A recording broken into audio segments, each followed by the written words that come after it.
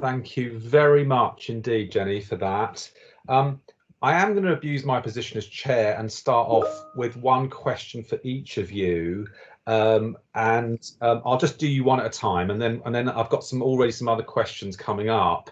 But John, if I could start with you, there was a question that came up, which was basically how did you manage to influence?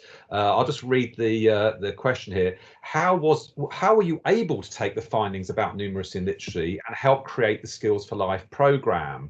And I think it is a good question because we've heard from others about how difficult it is to be an academic and have all the pressures of publishing, erudite academic papers in journals. And I know, John, you wrestled with this yourself in your career. But how did you manage to make that work in terms of influencing policy when you also were juggling the sort of demands of academia?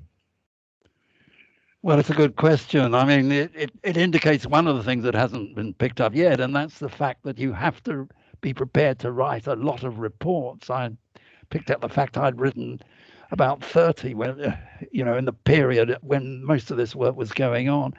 And those enable a dialogue to be kept going with policy over what is happening and where to go next. And the more those personal connections can be established, the better. It's also very important, though, to link to somebody on the other side who you're actually helping to get information from, for them to actually play a major role in that kind of promotional work, which can only be what it's described, and actually ensure that what is coming out of it in terms of information for practitioners particularly is accessible and usable. You've got to think of a number of layers of communication in all of this. One of them is clearly the academic one, which is the source of so much. It will be the source of so much. The other is much more in terms of how what has been discovered can be best communicated. And with practitioners, it will be very basic information, rarely touching academic indications or indicators at all. So I think this is really the point. It's really building this kind of universal community almost of activity, which is what will then emerge from the research that's been done and feed into policy most effectively. Yeah, I'll come back to Jenny on this, John, because what was interesting to me was often in academic discourse, there's a sort of linear model of policy influence, that you do your academic research, you publish that paper, you go through all that process, and then you impact on policy. And what comes across from your experience was that you were already sharing initial results and talking to the key policymakers before the publication. So I think it would be a challenge to that sort of, if you like, linear model of policy making. I just want to bring Leon in at this point, though. So Leon, just given what John was saying, you sort of hinted that it's more difficult now than perhaps it was, say, 20 years ago or 30 years ago, to influence policy or to have evidence-informed policy. I don't want to put words in your mouth on this, but you seem to be hinting that. And I want to ask Jenny this as well, because she has been in these circles for many years now. But Leon, would you say that? Would you think we have a less evidence-informed policy or practice now than say 30 years ago? Well, it depends what area of policy we're talking about. So obviously huge debates at the moment about the degree to which epidemiology and other aspects of medical and behavioral science are influencing government policy on the pandemic. At the very least, it is clear that statisticians and analysts are at the table and they have a huge amount of profile. Whether they're being listened to and when they're being listened to, I'll let others comment. My comment was more about social policy in general. And I would say we, between 97 and 2010 had a government that certainly initially was very interested in an open way about what the cohort studies were saying to inform and shape policy. That stopped quite quickly within that era, because once policy was established, it then became less interesting to policymakers to hear the more basic thinking, and questions became more specific. So they're very different sorts of questions that policymakers have, but certainly there was a period, and John referred to a number of studies in the early New Labour days, in which there was a great openness to research. I would say under the coalition, to a degree that continued, but social policy had perhaps, I would say, a more ideological frame in that era than an evidence frame. The coalition was an interesting time because of the debates within government. Evidence continued to play quite an important role, because things needed to be resolved, and the evidence was helpful to that. I'd say after 2015, we had much less interest really in evidence in government, and Jenny, I'm sure, can tell us, thousands of examples where evidence is front and center within government. Evidence, data, research is hugely important to government. But I mean, in the terrain of children's policy, we've lost the children's minister as a senior post. We've lost the voice of the children's minister, and there is very little activity now in relation to children, other than the question of whether schools stay open. There's very little active policy, so there's very little capacity for research in the area that I'm interested in, of children's social policy, really to find an interlocutor. So there are still things going on around education, but it's very narrow. But that's politics rather than the nature of the evidence. But it's important to remember that there are two sides to this conversation. And so what may be true in one era might be completely untrue in another era. There are no general, or probably very few universals here. Okay, thank you for that. I'm just going to ask Pravitha now for an initial question. I will. There's lots of questions coming through, so I will come back to those.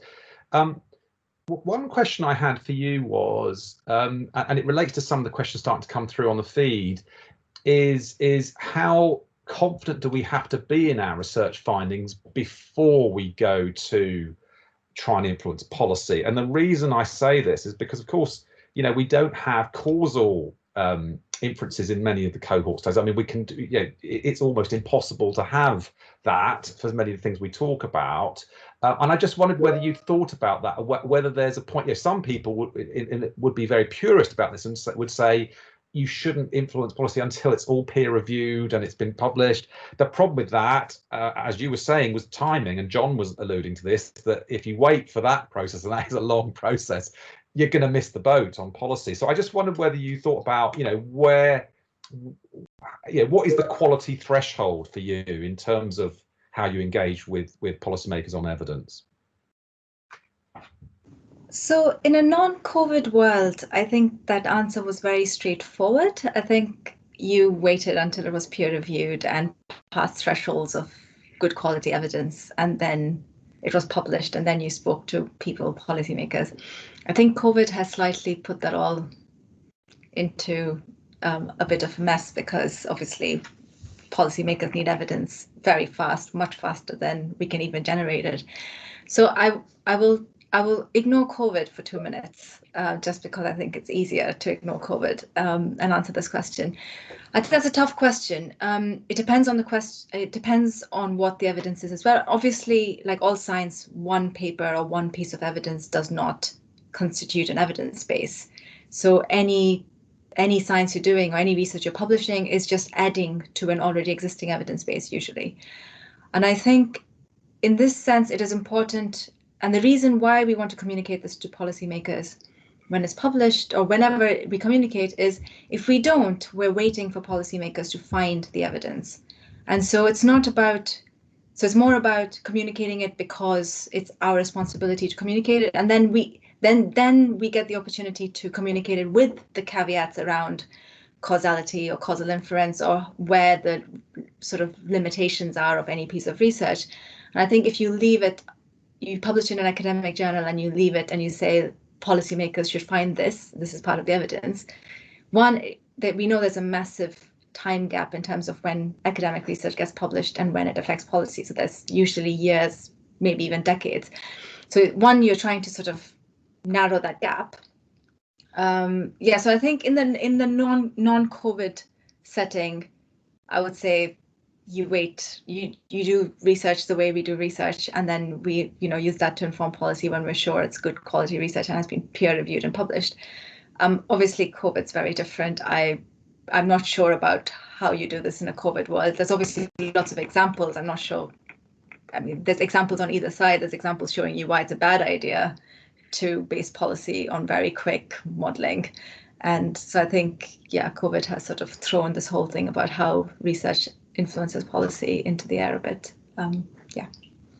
Okay, thank you very much. I do wonder if we can get John to come back at some point on this, because I do wonder whether all the stuff that he did on numeracy and literacy was peer reviewed when he was, I mean, eventually it probably was, but whether you were releasing initial results before that. But I want to first go back to Jenny, just for initial question. Jenny, a very simple question for you. Have you ever had examples where evidence has contradicted the predominant policy, in the government, and has turned around that policy?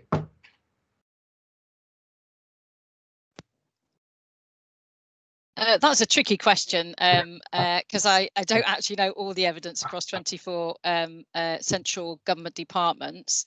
I do, from my time in DWP, I do remember evidence where we were in particular looking at the regimes in job centres, and the expectation that if we made certain changes that would be beneficial. And actually we did research that showed that those changes, in fact, the existing regime was better in terms of the outcomes we were seeking. I've certainly seen, again, in my DWP days, where a body of monitoring evaluation was expected to lead to certain outcomes, but actually they weren't being seen and policies were adjusted as a result. So that was good. I mean, I think all of this leads me back to the sort of points that have been sort of touched on already, around, is policy making a linear process? Well, no, of course it's not. I mean, when was anything really a linear process? And I love, many of you will have come across ROMEF, and I love ROMEF. I love the discipline of setting out my rationale, doing my, appraisal, being clear about my objectives, etc. But life is not neat, and nor is policy making. So there is an awful lot of parallel processing. And the judgments you've been talking about in terms of, when do you share your findings? To me, that is a risk-based judgment, very, very much so. So if you're going to share some research where actually your conclusions could be completely wrong, or send people off in completely the wrong direction, then no, you shouldn't share. But actually, if you're pretty confident the risk is reasonable, then you should share. And that goes back to the point of having ongoing relationships. So ongoing professional relationships are absolutely critical in terms of getting evidence used in the policy making process. I do a different job to academics. Academics do a different job to me. But the key thing is we have beneficial professional relationships, and we have a huge amount of mutual respect. There's no point in me thinking, you're sort of tangential and vice versa. We certainly within Government Social Research Service put a huge onus on our researchers at all grades to be on top of a wide body of evidence. So not just the stuff that's commissioned by government departments, but actually to understand whatever they're working on. They understand fully what is out there and what is accessible. I do think there is something about speed and flex, but a bit like when I was doing the science job, when I did the science job, Zika came up as an issue. And the reason there could be a quick response to Zika was because of the underlying body of work that had already been undertaken. And it's the same with the cohort studies. What's been really interesting for me going out across government to look at what the response has been on the pandemic using the cohort studies is the fact that they have often been the first resort, because you just know already so much about the people in these studies. And I think just, there is a sort of raging debate about, should academics, reorientate themselves to focus on policy and all of that sort of stuff. I mean, much as I've talked about, we do different jobs. That's absolutely true, and there's a job that academics need to do. But often, you know, influencing policy can be a byproduct or a parallel product to what else you're trying to achieve. So I just don't think any of this is particularly mutually exclusive. Okay. I do think, Jenny, there's only so much time that academics have, and we might get back to that, because I do think that it's underestimated the time needed to communicate accessibly and interact with policymakers. I just want to go to some of the questions that have come up into the feed here, and this one is a challenge, I guess. There's a couple here actually. I'll read this out, and perhaps John might answer this to begin with, but others can come in on this. This is from David. I'd like to ask the panel about risks to having policy impact as a primary goal of scientific endeavour. Given academics have finite mental bandwidth, it might be distracting. At worst, it might distort the direction of science. Have we gone too far in pursuing policy, and should policymakers not engage more with evidence instead? John, do you want to have a go at answering that? You have to unmute yourself, John.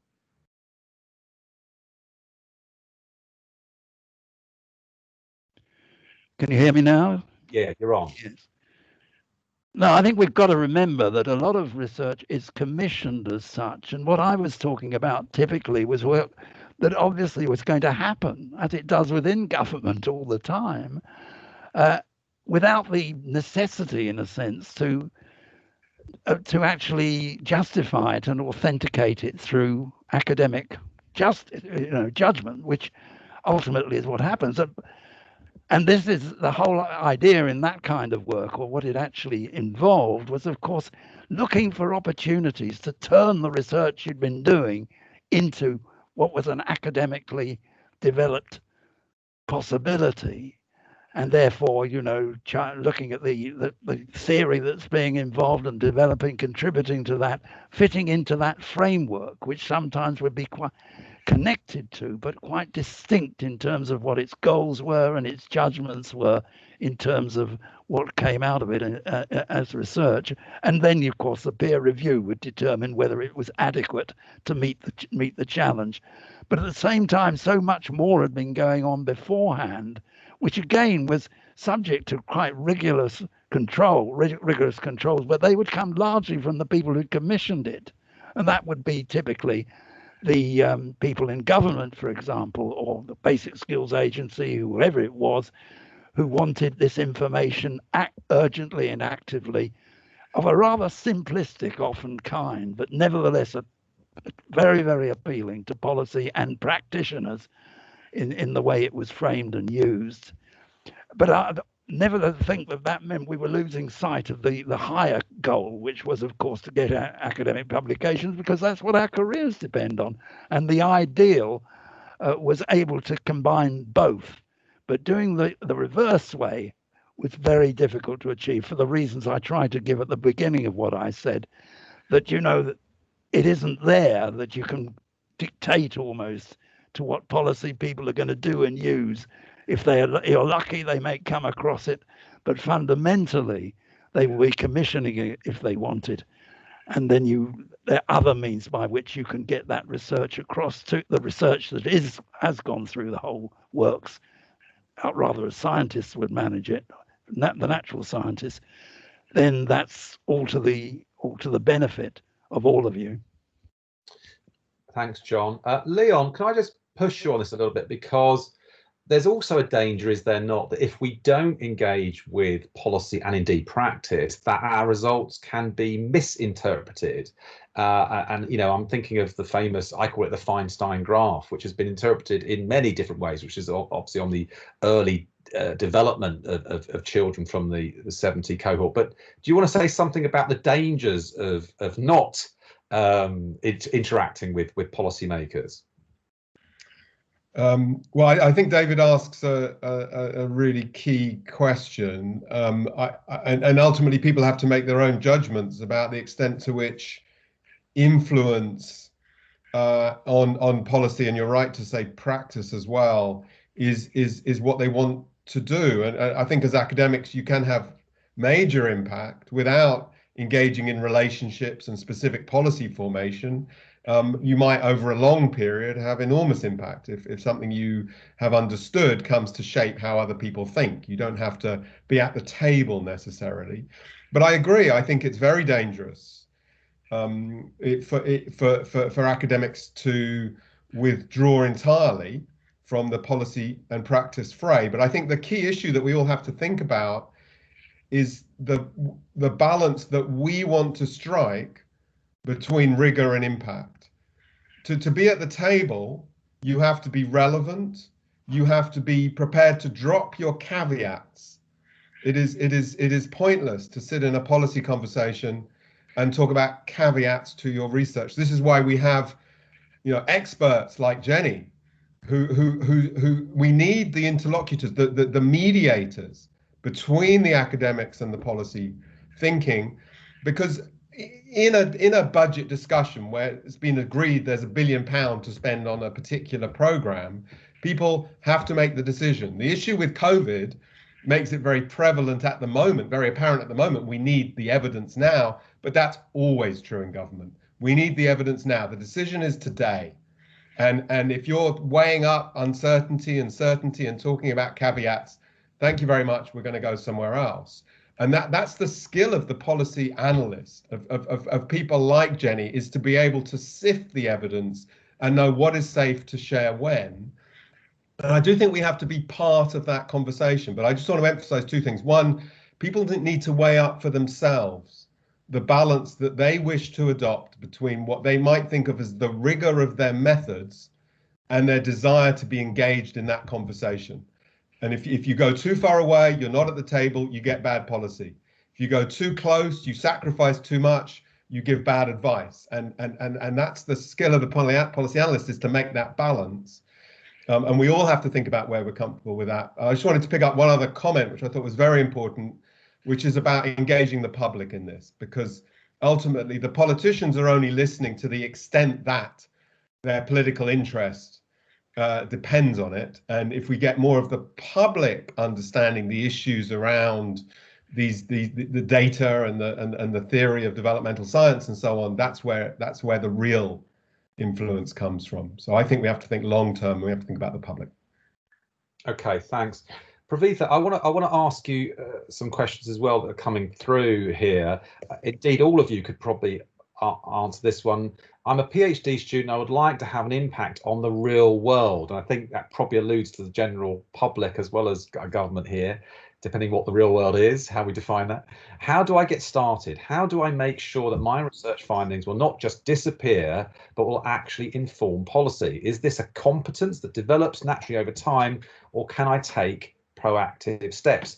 And I get this question a lot from younger academics. My view is that, and I've got no evidence to back this up, is that in general, younger academics do want to have a policy impact, and they want their findings not just in top academic journals, but they want them to have real impact elsewhere. But anyway, Pravitha, what would your response to that question to the PhD student?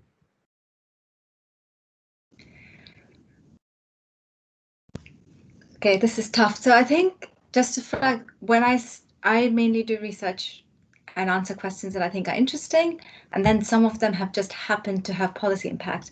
And that was how it started. But now with more recent projects, we are more proactively engaging policymakers from the beginning. So it doesn't necessarily change the questions we ask, but it helps you get an idea of which parts of the questions or the answers to those questions might be relevant to government or relevant to the wider context.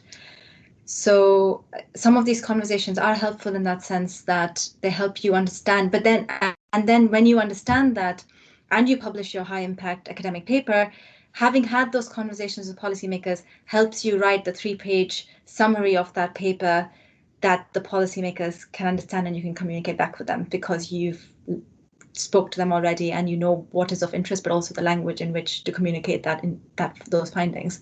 So I think there are things you can do if you really want your work to achieve policy impact, to increase the likelihood that people will read it outside of academia, because that's essentially the point. You can never ensure policy impact and that something will happen on basis of the findings.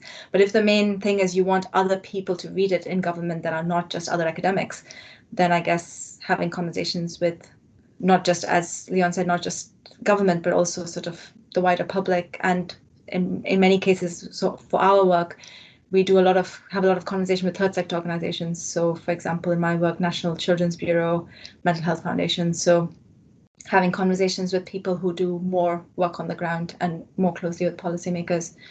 So yeah, more non-academic conversations help you then understand your findings and which bits are important for the non-academic audiences.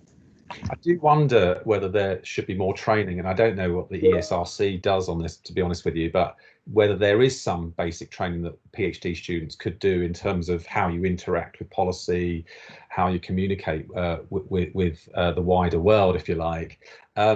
Just before you, just one other question to you specifically. There's another question about how the BCS70 study has been engaged in cross-national context. You kind of mentioned earlier that, you know, this is freely available in our country, but I just wanted, can you say anything about the cross-national context that the studies have been involved in? Yeah, I can briefly. So the Millennium Cohort is part of a range of cohorts. There was lots of turn of the century cohorts internationally. So there's longitudinal study of Australian children growing up in Ireland and so on. So those ones are quite good. You can work with all of them. They're all easy to access. BCS70 has another birth cohort that is sort of contemporaneous to it, which is the Dunedin study in New Zealand. But unlike BCS70, the Dunedin study isn't freely available to access to all researchers. So you have to go through a very complex data access procedure. So I think we have, I've only tried once to access that data set to do some cross cohort work with BCS, and it was hard and I gave up essentially, because this is what happens when you can't access data easily or you need money to access data. So there are some cohorts internationally that are contemporaneous with BCS70, but that's the only one I know of, and I haven't done any cross-national research with it. I'm sure other people have. Maybe Alice wants to jump in and give some examples. But with MCS, there are a lot more cross-national examples of contemporaneous birth cohort studies. So that, yeah, with the more recent generation, it's easier. Okay, Alice, do you want to say anything? Just to concur with what Prabir was saying, it's actually and just to emphasize that in Britain, what we have is really unique in terms of having this long series of birth cohort studies, so they really aren't the international comparators.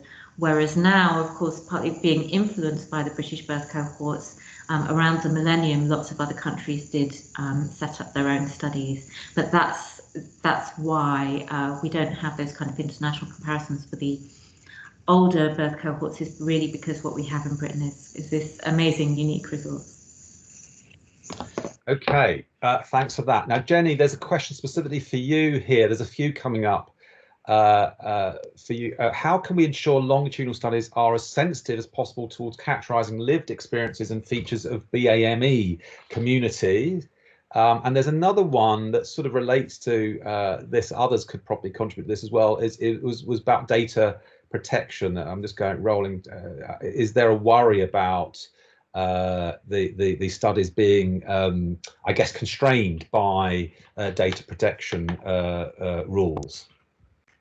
Okay, I'll pick up on those two. In terms of the lived experience for BME, I mean, I'm a great fan of co-design. So in terms of input to the way in which modules of questions are put together for longitudinal surveys, the way in which they change over time, the way at which they're administered, I'm very keen that the subjects of research are represented in that design process.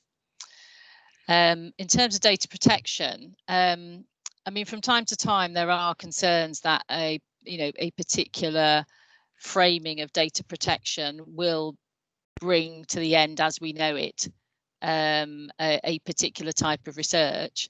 I think the important thing is to understand what developments there are in data protection and to be planning for those, but more importantly to understand the risks that do exist. So we do not live in a benign world.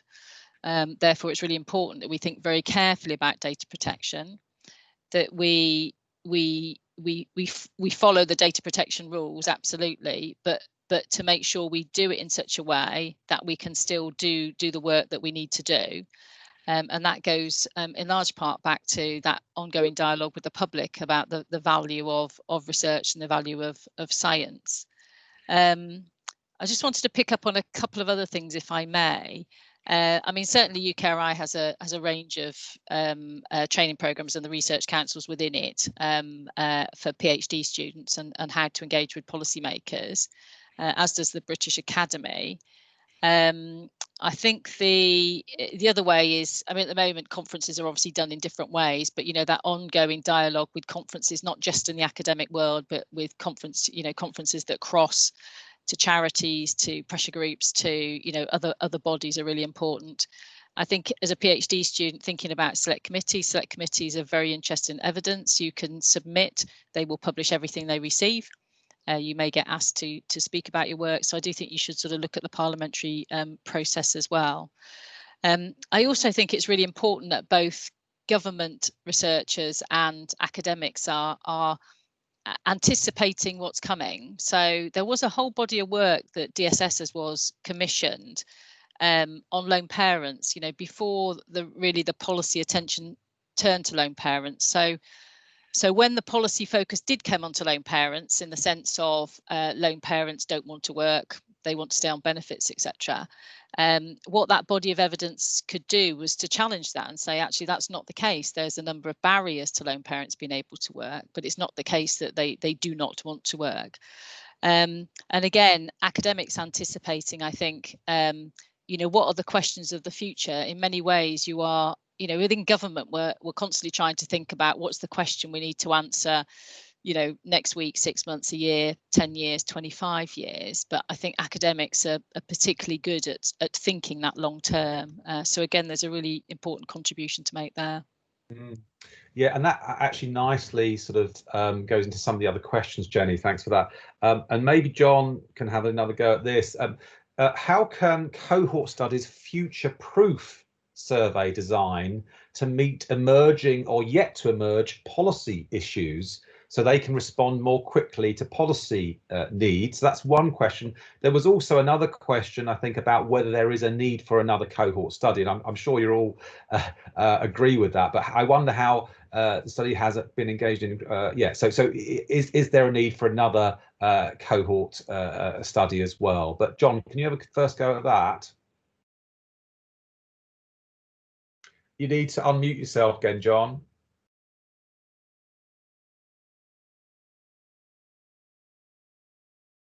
Is it clear now? Yes. Yeah. Yeah, I'll deal with the second one first. I mean, is there a case for a new birth cohort study? Yes, an absolutely unanswerable case. We have sitting on us here a scientific opportunity that's quite unique in the world, and that is to trace cohorts over a period of the life, over the periods of the life course, and therefore see what's happening in society generally.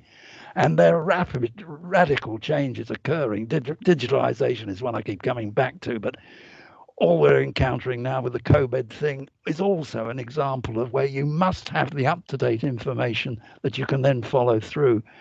So to break that whole sequencing up and the value it has to policy and science is unbelievable. So yes, we definitely need one. What was the other part of the question? It was how do you future-proof survey designs, to meet emerging or yet to emerge policy issues so they can respond more quickly to policy needs? I don't know if Alice, you want to come in on that as well, but John, have you got any other points in regards to that question? Well, only to reinforce what's been said very much.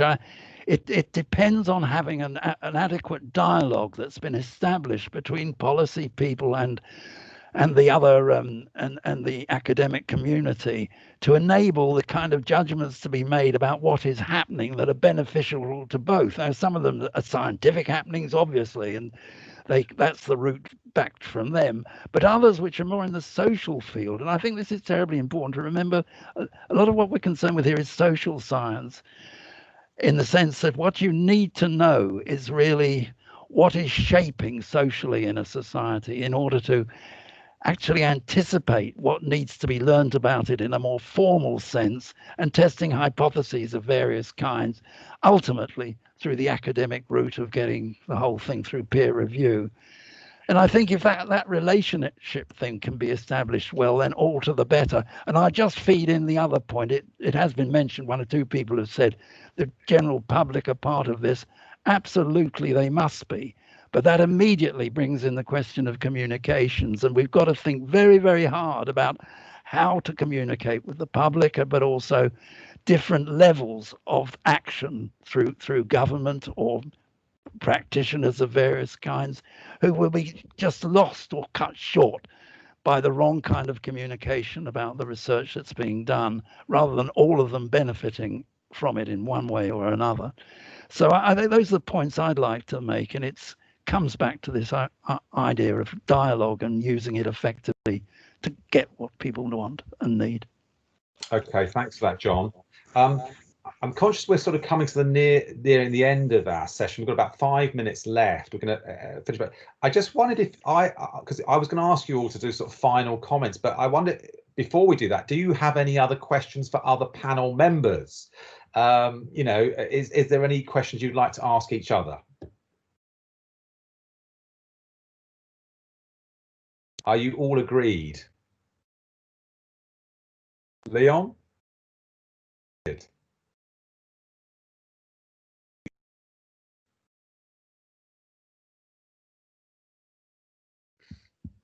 I'm tempted to ask Jenny a question about the state of play in government at the moment. I mean, this whole business of the relationship between research and policy ultimately comes down to the fact that people are making decisions and they're receiving information to help shape those decisions.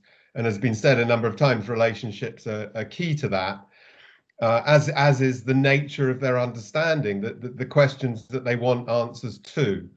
And from outside government at this point, and seeing the statisticians and the epidemiologists, very senior policy, you know, directly with the Prime Minister at this moment in our history, feels like quite an interesting time for the dynamic between research and policy. And there's some good things in there that science is at the table, but it also feels very fraught and very difficult. I just wondered if Jenny might be able to comment on that.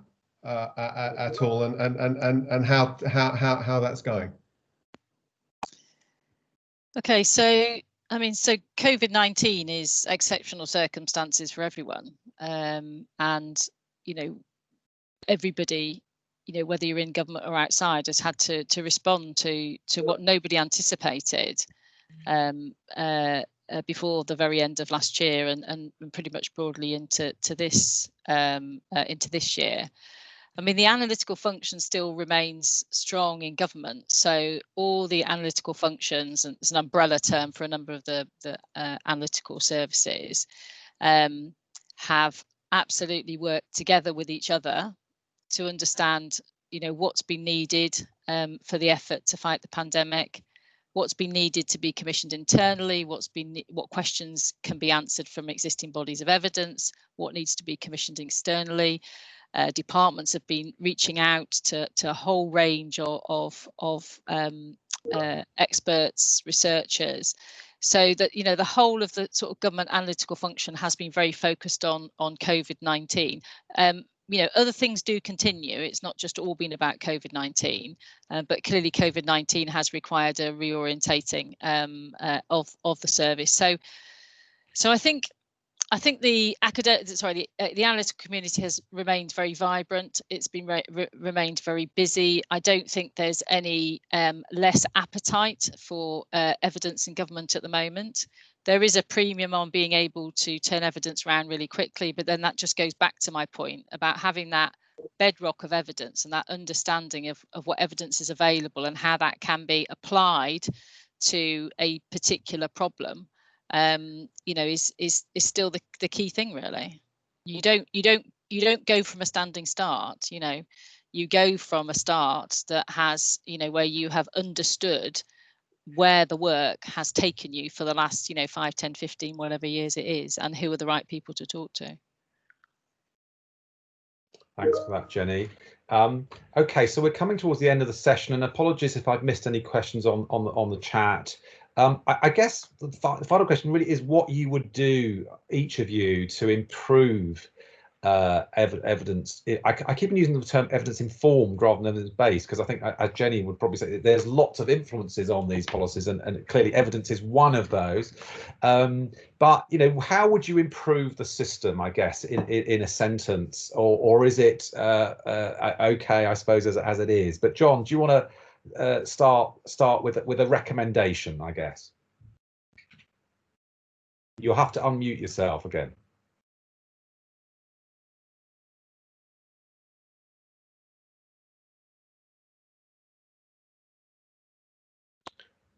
John? Okay, I've come back. Okay.